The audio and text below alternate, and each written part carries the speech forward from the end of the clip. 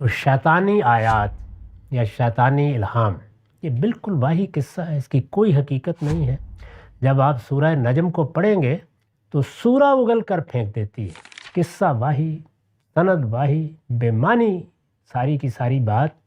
یہ در حقیقت لوگوں میں جس طرح کے رسول اللہ کے مخالفین کرتے رہے ہیں آپ کے بارے میں، ایک شیطانی چیز ہے جو مشہور کی گئی تھی، اس کو لوگوں نے اٹھا لیا اور اٹھا کر قرآن کی اس آیت کی تفسیر بنا دیا۔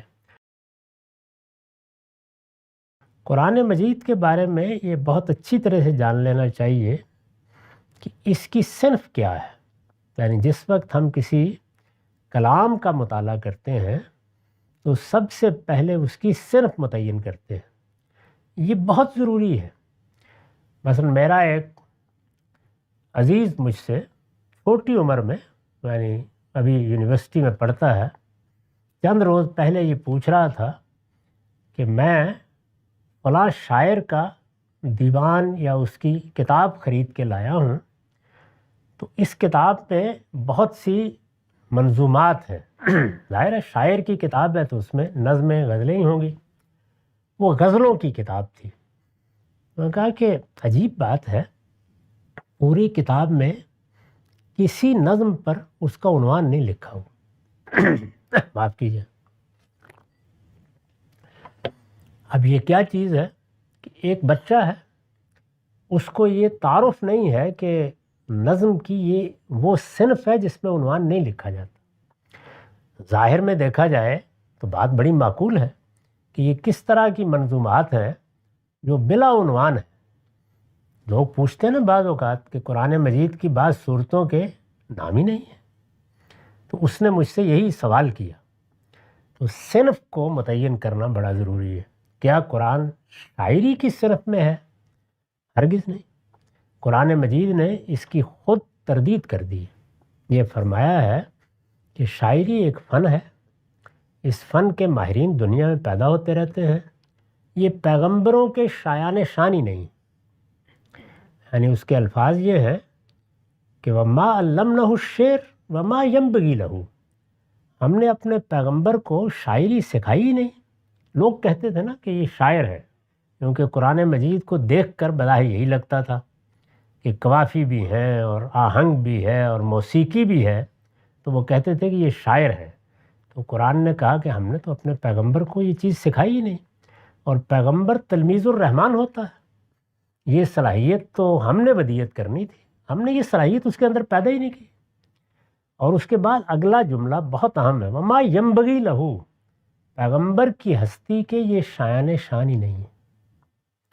اس طرح قرآن مجید نے اس بات کو خود ایک معیار بنا دیا کہ شاعری کرنے والا پیغمبر نہیں ہو سکتا۔ تو قرآن شاعری نہیں ہے، یعنی اس میں شعر کے سارے محاسن موجود ہیں، اس کو اسی طرح گا کر پڑھا جا سکتا ہے، اسی طرح اس کی تلاوت کی جا سکتی ہے، اس میں ویسا ہی آہنگ، ویسی موسیقی، ویسا ہی حسن صوت ہے، لیکن وہ شاعری نہیں۔ پھر کیا قرآن نثر ہے؟ قرآن مجید کو جو آدمی بھی پڑھے گا وہ بادنا تأمل جان لے گا کہ یہ بات بھی ٹھیک نہیں۔ یعنی نثر جس طرح لکھی جاتی ہے، اس میں جس طرح کا نظم ہوتا ہے، جس طرح کا نظم نثر میں ہوتا ہے، وہ قرآن میں نہیں ہے۔ تو قرآن یہ بھی نہیں ہے۔ جو قریب ترین صنف ہو سکتی ہے وہ کیا ہے؟ وہ ہے خطبہ۔ اگر آپ قدیم تمدن پر نگاہ ڈال کے دیکھیں تو دو ہی اصناف ہیں جو لمبے عرصے تک انسانوں تک بات پہنچانے کا ذریعہ رہی ہیں، شاعری اور خطبات۔ یعنی یہ قلم ایجاد ہوا اور لکھنا ہوا اور پھر رسم الخط ایجاد ہوئے، یہ بہت بات کی چیزیں ہیں۔ انسان نے بولنا سیکھا ہے تو ظاہر ہے کہ خطبات، تو قرآن نے جو صنف اختیار کیا وہ خطبات کی صنف۔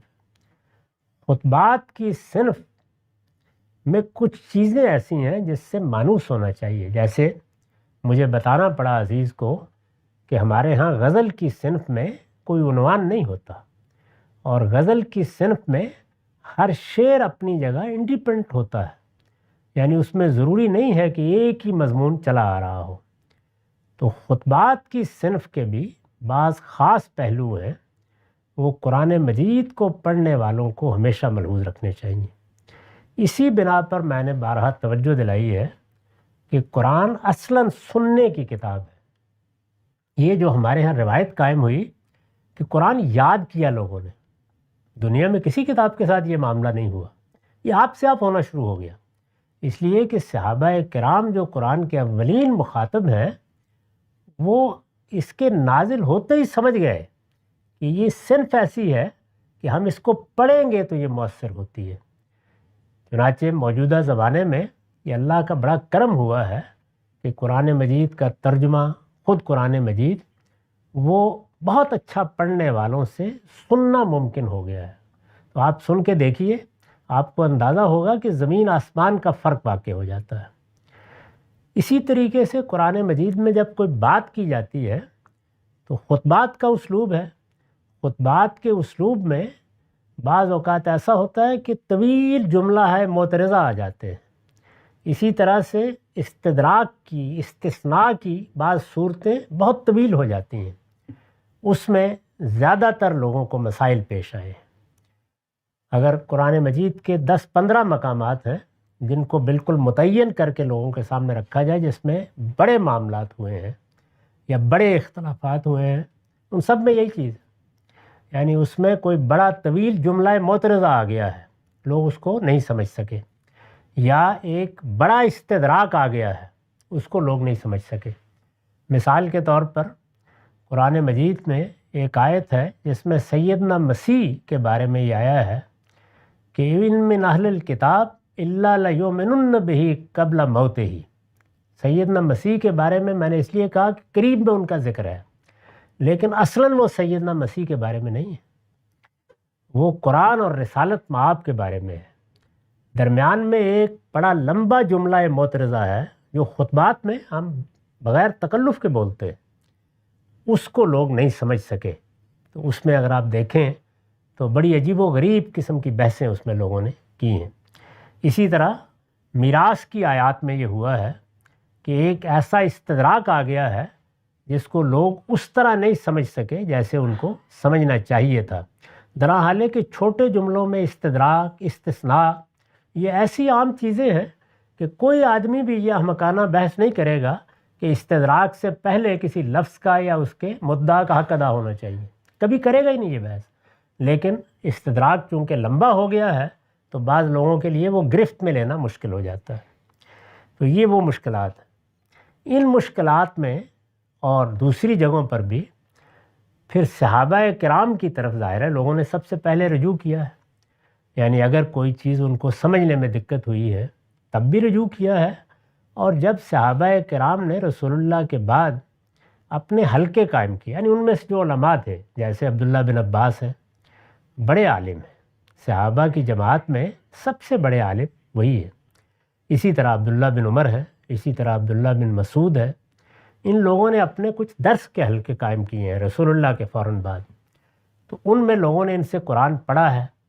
اس میں بعض اوقات انہوں نے توجہ دلاتے ہوئے یہ کہا ہے کہ یہ آیت اس پس منظر میں ہے، یا فلاں موقع پر رسول اللہ نے اس کا ایسے اطلاق کیا تھا۔ یہ وہ روایتیں ہیں یا قصے ہیں یا واقعات ہیں جن کو شان نزول کی روایتیں کہا جاتا ہے۔ تو بہت سے لوگ اتنے مانوس ہوئے ان سے کہ انہوں نے ہر آیت کے ساتھ ایک شان نزول لگا دیا، یعنی اس طرح کے قصے، روایتیں بیان کیے جاتے ہیں۔ اگر آپ بعض پرانی تفسیریں دیکھیں تو اس میں آپ کو اس طرح کی بہت سی چیزیں ملتی ہیں۔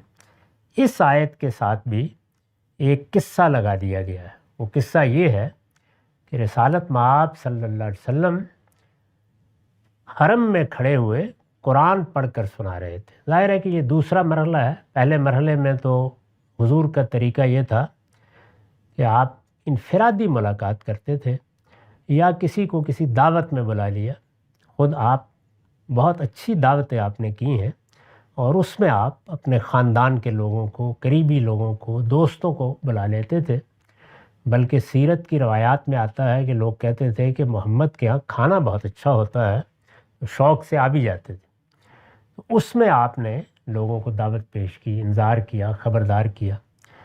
لیکن پھر اللہ تعالیٰ کی طرف سے سورہ مزمل میں یہ حکم دیا گیا کہ اب ہم نے فیصلہ کیا ہے کہ آپ باہر نکل کر سر عام اس بستی کے لوگوں کے سامنے یہ دعوت رکھیں۔ اس کو ہم انذار عام کہتے ہیں۔ انذار خبردار کرنا، یہ اب انذار عام کا مرحلہ ہے۔ یہ مرحلہ جب شروع ہوا اور اس کا حکم دیا گیا، اس کی تیاری سورہ مزمل میں کرنے کے لیے کہا گیا، اور سورہ مدثر اس مرحلے کی پہلی سورہ ہے۔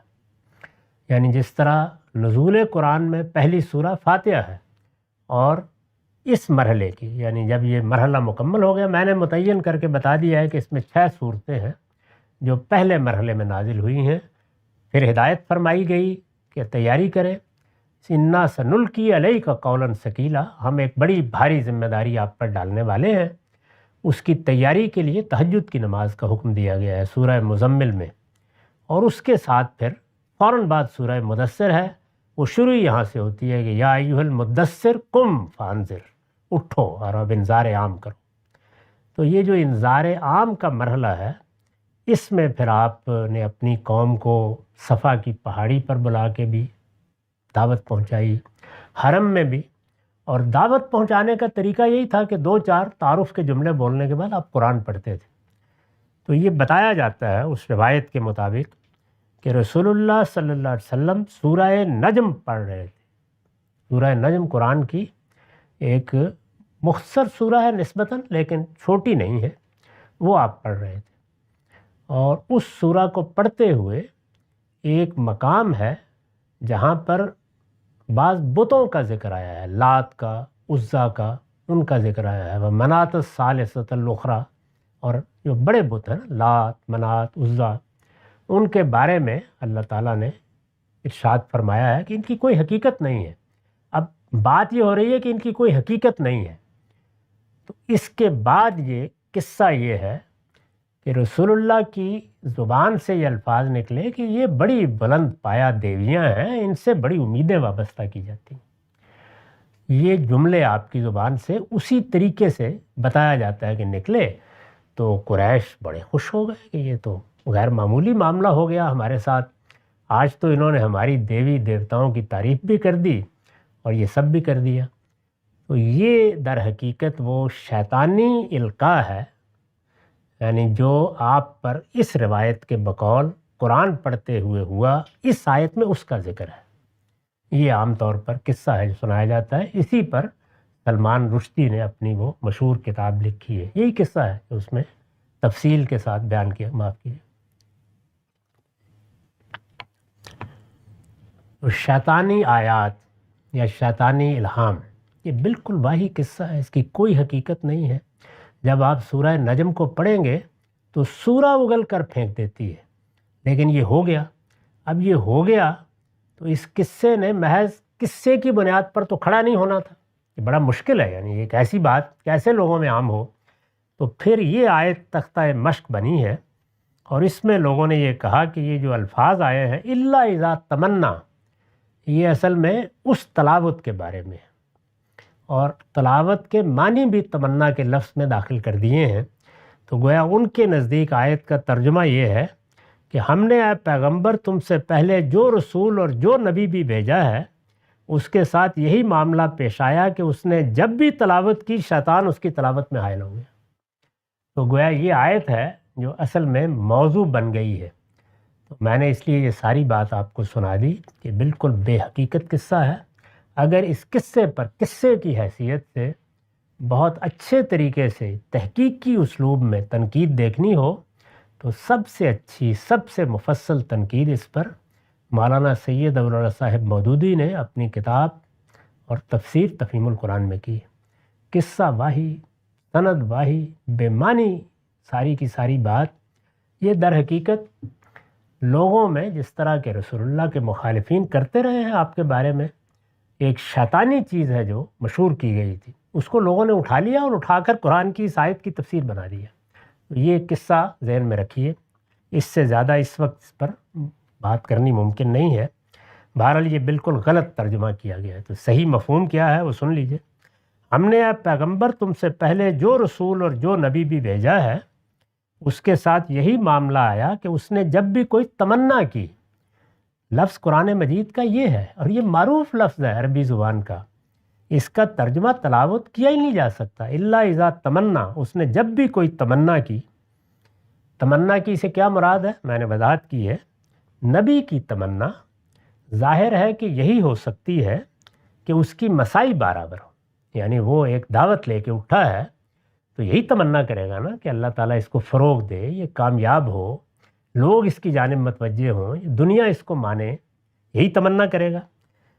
نبی کی تمنا ظاہر ہے کہ یہی ہو سکتی ہے کہ اس کی مسائی برابر ہوں اور قوم کے ارباب حل و عقد اس کی دعوت پر ایمان لے آئے۔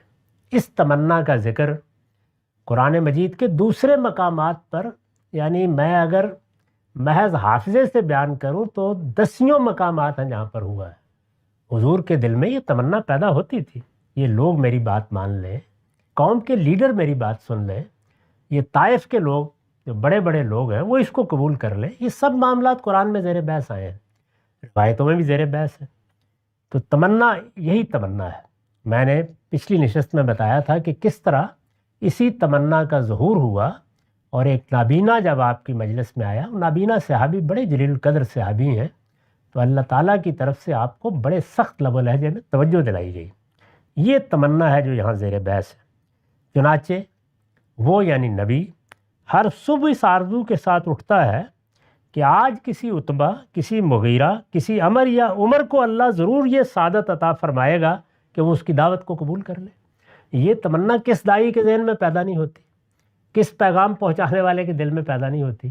تو یہ تمنا تھی جو حضور کے دل میں ہی پیدا ہوتی، لیکن اللہ تعالیٰ نے اس پر بھی تنبیہ فرمائی کہ آپ کو اس کی پرواہ نہیں کرنی چاہیے۔ جب یہ تمنا پیدا ہوتی ہے کہ میری بات بہت لوگوں تک پہنچ جائے، بڑے لوگ میری بات قبول کر لیں، تو اس میں پھر شیطان رکھنا اندازیاں شروع کر دیتا ہے۔ یہ موضوع ہے، یہ مضمون ہے جو یہاں بیان ہوا ہے۔ دیکھیے کیسے بیان کیا ہے۔ ہم نے اب پیغمبر تم سے پہلے جو رسول اور جو نبی بھی بھیجا ہے، اس کے ساتھ یہی معاملہ پیش آیا کہ اس نے جب بھی کوئی تمنا کی، شیطان اس کی تمنا میں خلل انداز ہو گیا ہے۔ یہ قرآن نے بیان کیا اور پھر فرمایا فَيَنْسُخُ اللَّهُ مَا يُلْقِي الشَّيْطَانُ ثُمَّ يُحْكِمُ اللَّهُ آيَاتِهِ وَاللَّهُ عَلِيمٌ حَكِيمٌ۔ پھر شیطان کی اس خلل اندازی کو اللہ مٹا دیتا ہے، پھر اللہ اپنی آیتوں کو قرار بخشتا ہے، اور اللہ حکیم و علیم و حکیم ہے۔